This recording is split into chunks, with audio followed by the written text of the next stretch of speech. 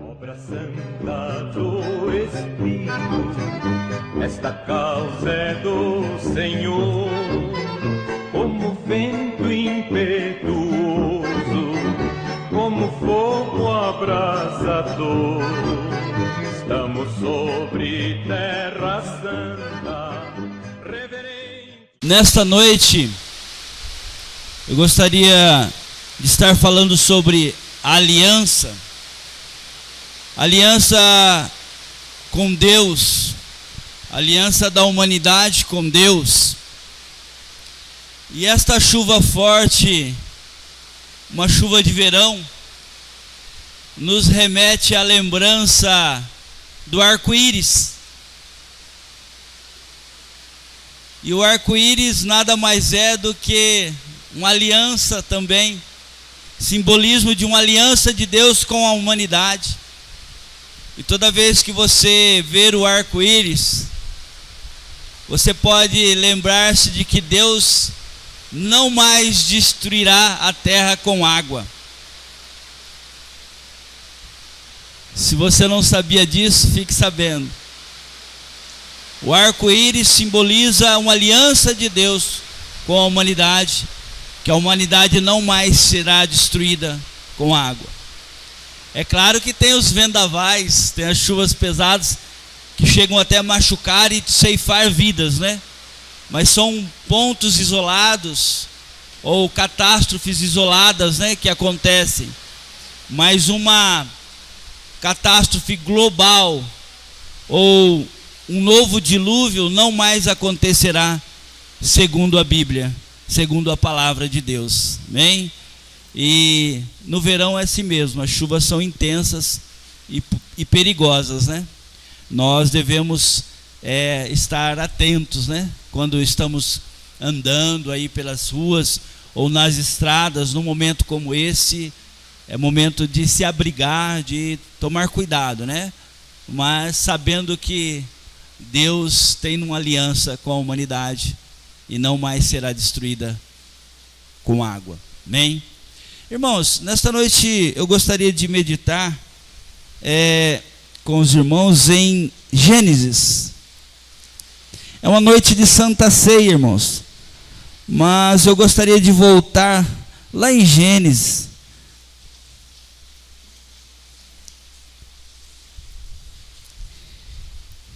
E falar algo sobre aliança.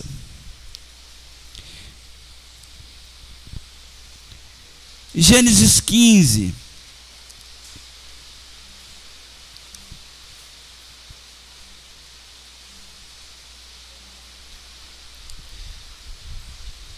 Foi dito algo nesta noite sobre Abraão, né?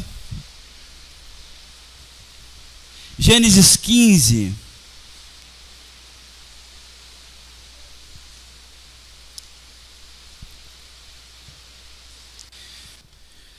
Em Gênesis 15, Deus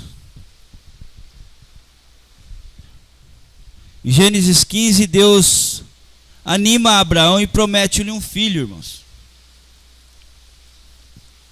Amém?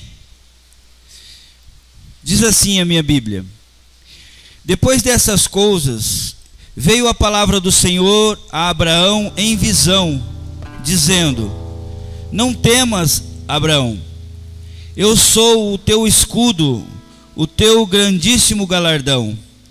Então disse Abraão: Senhor Jeová, que me has de dar, pois ando sem filhos, e o mordomo da minha casa é o Damasceno Eliezer.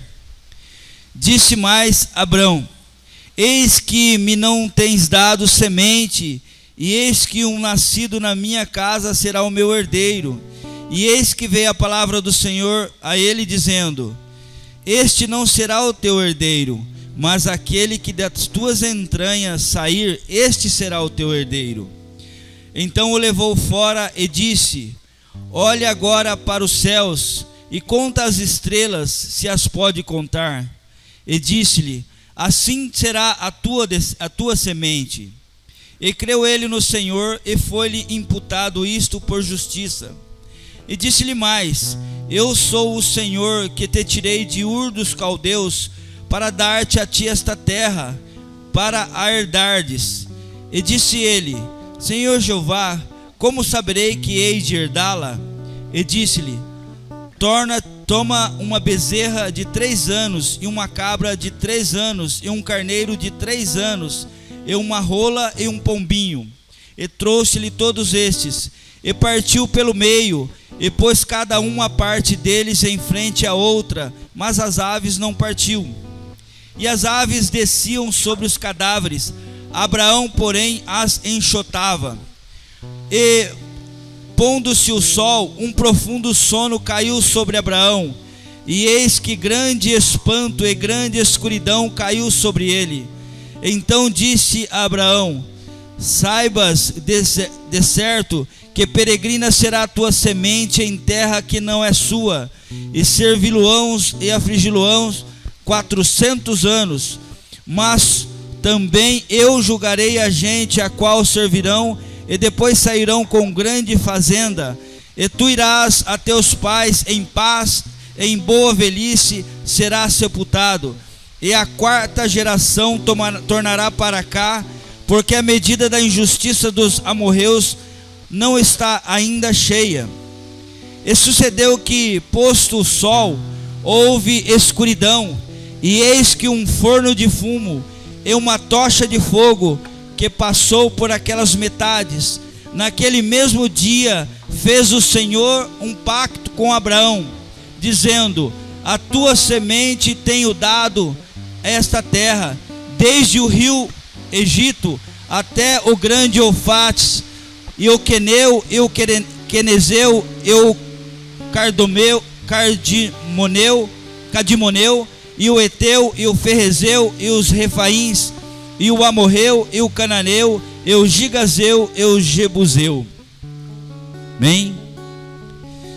Irmãos, nós vemos aqui algo interessante, que se você não tiver uma profundidade, se você não for um estudioso da Bíblia, ou se você não está há muito tempo na igreja, muitas vezes você lê o texto e não compreende o que está dizendo, porque a Bíblia é um documento. A Bíblia é um testamento. Um testamento é um documento. Muitas vezes as pessoas leem um documento lá no cartório ou no fórum, ele não entende o que está dizendo, porque para entender um documento, você precisa fazer parte daquela história, você precisa estar inserido e saber o que está acontecendo. Para entender um documento, você precisa estar à parte do acontecido. E o que nós vemos aqui é um pacto que Deus faz com Abraão quando lhe promete um filho, já em avançada velhice. E nós vemos que nesse pacto Deus promete muitas coisas a Abraão, e as promessas de Deus, elas nunca deixam de se cumprir. Nós começamos dizendo sobre o pacto aqui feito a Noé com o arco-íris, e nós estamos dizendo agora de um novo pacto que Deus faz agora com Abraão.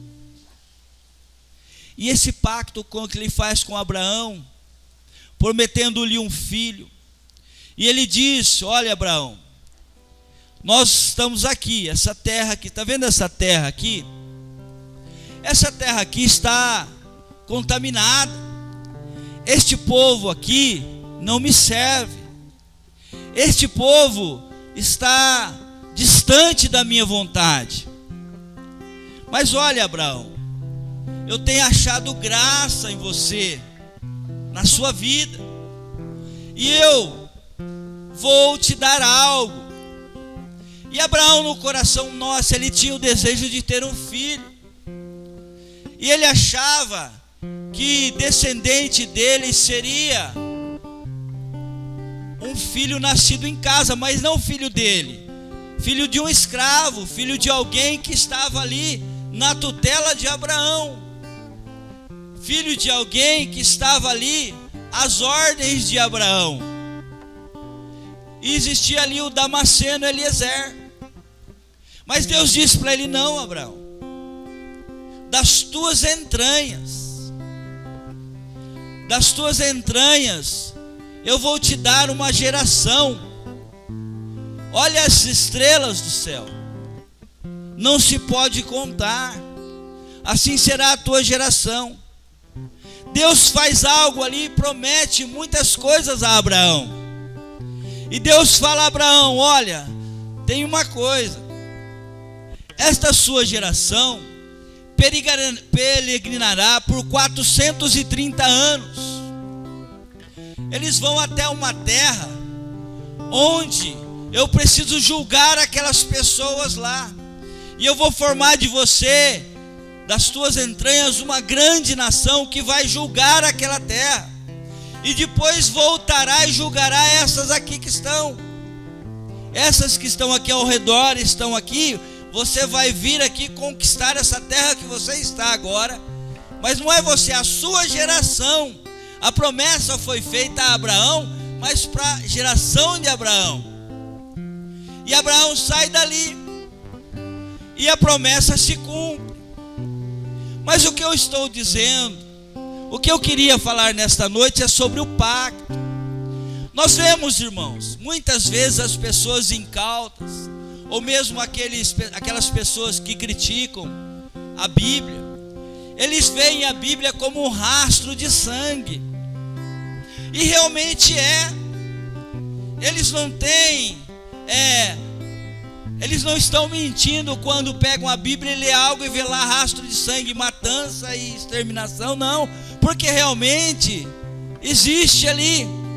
Mas como eu disse aos irmãos, se você não está a par do testamento, se você não conhece a história, ou se você não faz parte do testamento, talvez você vai ler alguma coisa ali, algo no fórum, que você vai ler e vai dizer: nossa, como pode, isso aqui está errado, por que aquele filho é assim, aquilo outro, mas você não sabe a história, você não sabe, você não está a par. Por isso que muitas vezes um juiz, para julgar, ele pede até vistas do processo, não é assim? Está todo mundo ali falando, vai dizer não, ele pede vista, e as pessoas falam: ele pediu e sentou em cima e paralisou o processo, e muitas vezes fica até anos. Muitas vezes fica anos, na verdade, que eles estão enrolando por alguma outra coisa, tem alguma coisa nos bastidores ali, que é necessário ou não, que ele segure aquele processo. Mas muitas vezes, realmente, é para ele se dar conta do que está acontecendo. Ele quer ver, porque muitas vezes não está claro naquela leitura superficial do processo, uma coisa que levou dias e anos para se compor, e chegou lá no Supremo Tribunal, 200 páginas, ele tem que estudar, muitas vezes é toque de caixa, ele já viu porque é fácil, mas muitos não. E a Bíblia, sendo um documento, você precisa estudá-lo antes de criticá-lo. Você que talvez me vê pela internet e é crítico, você precisa realmente ler a palavra, estudá-la, para falar com conhecimento de causa.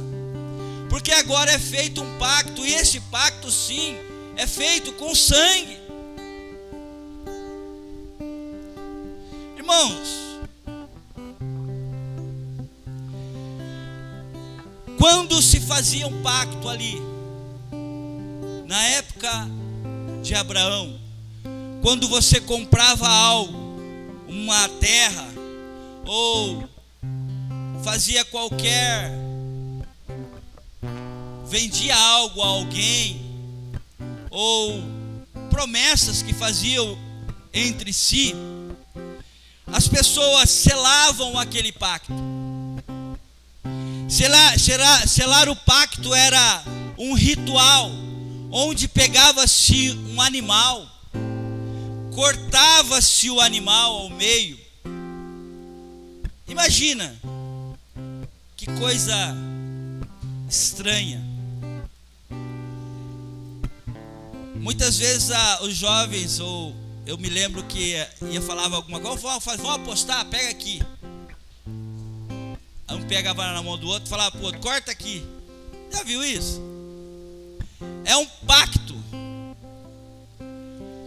Você está combinando algo. E na época de Abraão, quando era feito um pacto, era desta forma: cortava-se um animal, colocava as duas partes. Agora imagina o que tinha ali no meio daquele animal: vísceras, né? Sangue. E as partes que entravam no pacto, as partes que assinavam aquele pacto, eles passariam pelo meio daquele sangue. Ou seja, eu comprei algo do Roberto, eu prometi algo, e em contrapartida ele me prometeu algo. Nós cortávamos algo, um animal, eu passava pelo meio e ele passava pelo meio. Quem não cumprir o pacto, eu tenho o direito do sangue dele. Estão entendendo? Se você não cumprir a sua parte, eu tenho o direito à sua vida. Era algo de praxe, era algo de honra, tinha que se cumprir aquilo. Mas por que eu estou dizendo isso em uma noite de Santa Ceia? Continuando, no momento em que Abraão realiza um pacto, se você abra novamente aí em Gênesis 15,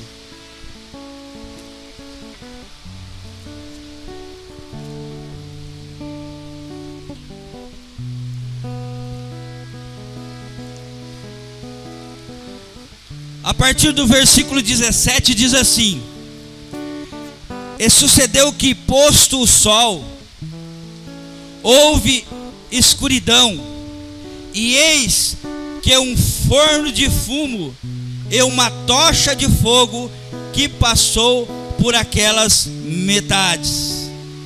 E no mesmo dia fez o Senhor um concerto com Abraão, dizendo: a tua semente tenho dado esta terra, desde o Egito até o grande rio Eufrates. Irmãos, nós vemos que Deus está fazendo um pacto com Abraão.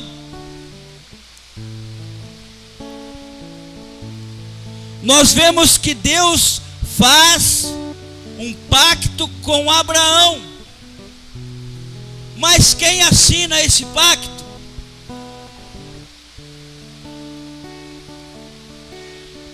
Nós vemos que o que Abraão tinha a oferecer a Deus, nós vemos que esse pacto que Deus faz com Abraão é de criar um povo especial, um povo que viveria para Deus. Nós vemos que este povo tinha em contrapartida uma obrigação de servir a Deus. Afinal, Deus estava dando, ia dar um filho a Abraão. E depois nós vemos mais para frente o que acontece ali, oferecendo o filho, mas depois Deus dando o cordeiro. Enfim, Deus pedindo o pagamento do pacto. Quem assina o pacto com Abraão é o próprio Deus. Se você vê neste momento onde passa a tocha e o fogo, a fumaça, uma tocha simbolizando Deus e uma fumacinha simbolizando Deus em carne, ou seja, Cristo. O próprio Deus, Ele assina o pacto.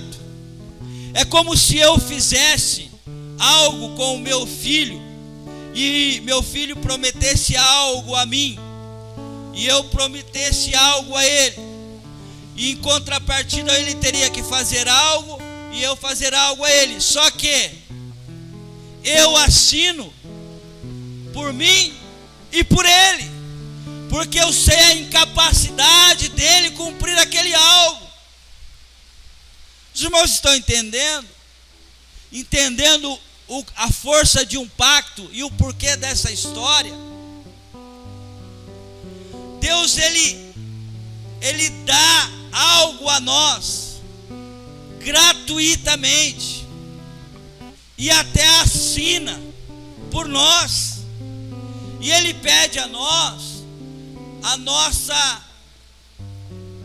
fidelidade, mas ele sabe que nós não somos fiéis, e ele certamente teria que cobrar o nosso sangue,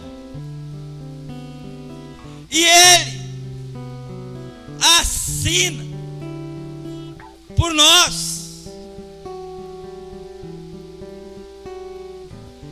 Você conseguiu compreender? Depois você leia novamente. Abra sua Bíblia agora em Lucas.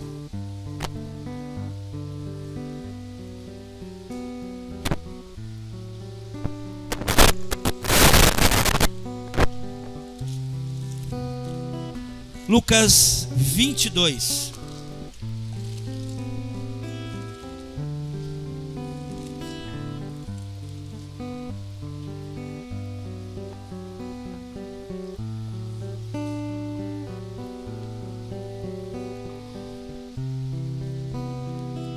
A partir do verso 7. Lucas 22, 7. Chegou, porém, o dia dos asmos, em que importava sacrificar a Páscoa. E mandou a Pedro e a João, dizendo: Ide e preparai-vos a Páscoa para que comamos. E eles perguntaram: Onde quereis que a preparemos? E ele disse: Eis que, quando entrares na cidade, encontrareis um homem levando um cântaro d'água. Segui-o até a casa em que ele entrar. E direis ao pai de família da casa: O mestre te diz: Onde estão os aposentos em que hei de comer a Páscoa com os meus discípulos? Então ele vos mostrará um grande cenáculo mobiliado. Ali fazei a preparação. E indo eles, acharam como lhes havia sido dito, e prepararam a Páscoa. E chegada a hora, pôs-se à mesa com ele os 12 apóstolos, e diz-lhe: Desejei muito comer convosco esta Páscoa antes que padeça, porque vos digo que não comereis mais até que ela se cumpra no reino de Deus. E tomando o cálice, e havendo dado graça, disse: Tomai e repartir entre vós, porque vos digo que já não bebereis do fruto da vide até que venha o reino de Deus. E tomando o pão, e havendo dado graças, partiu e deu-lhe, dizendo: Isto é o meu corpo, que por vós é dado. Fazei isto em memória de mim. Só até aí, irmãos. Irmãos, Jesus veio pagar. Jesus veio pagar a assinatura feita de um pacto. Por isso a necessidade, irmãos. Por isso que muitas vezes nós não conseguimos, ou muitas vezes as pessoas não compreendem. Que bom! Graças a Deus, Jesus morreu na cruz. Não é uma loucura isso? Quando nós vemos Jesus na cruz do Calvário, não dá a impressão de que seria interessante que tirassem ele, ou que não deixassem ele. Ou quando falam: quer que solta Jesus ou Barrabás, não dá vontade de falar, não, solta Barrabás e deixa Jesus, salva Jesus. Mas na verdade, nós sabemos que era necessário que Jesus padecesse e morresse, não é isso? A Bíblia não nos fala isso? E as pessoas não conseguem compreender, e muitas vezes o cristão mesmo também não consegue compreender. Por que Jesus tinha que padecer? Por que Jesus tinha que morrer?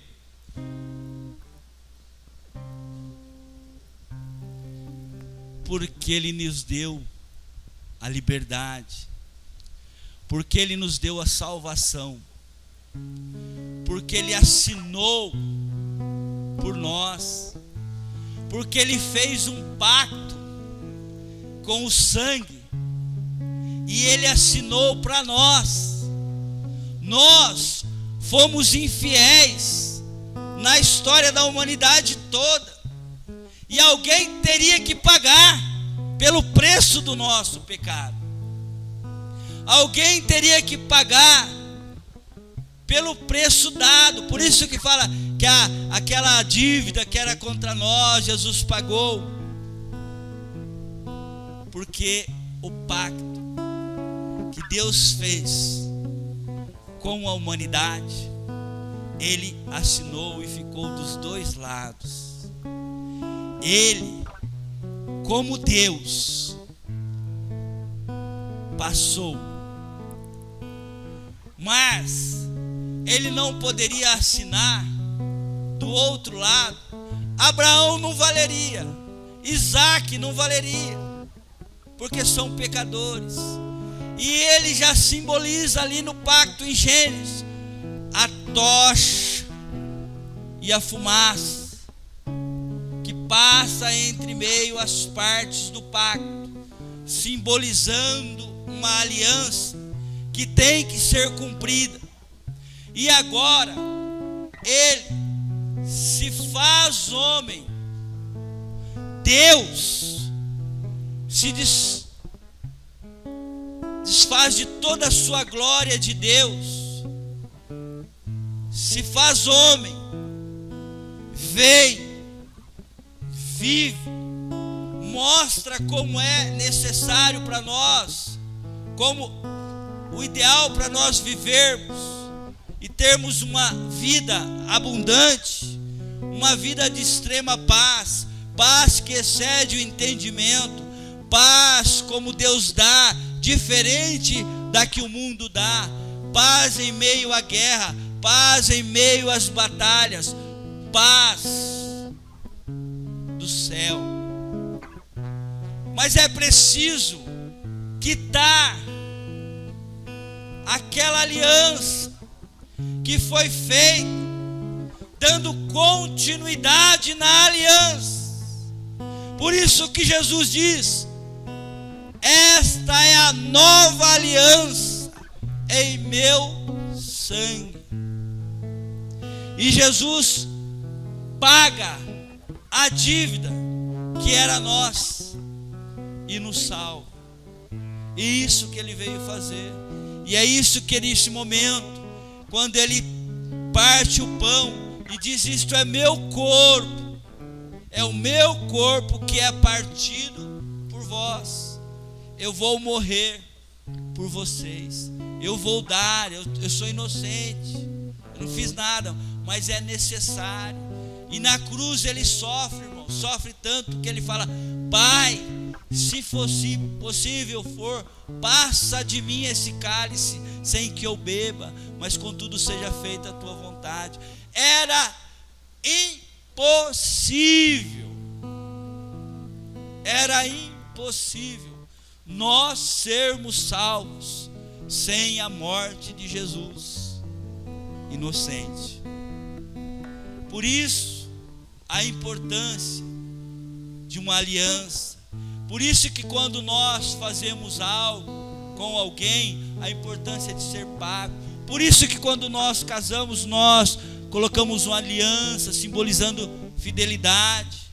Por isso que quando você vai no cartório tem que assinar a testemunha da testemunha, e Porque se não cumprir, alguém vai ter que pagar aquilo, alguém vai sofrer os danos daquele pacto, daquela aliança que foi feita. E a morte de Jesus, na verdade, é o resgate da nossa vida, do pacto que Deus faz conosco, um pacto de nos abençoar eternamente e nos levar ao céu, e é de graça, porque Ele nos deu e Ele mesmo pagou o preço. Que Deus vos abençoe.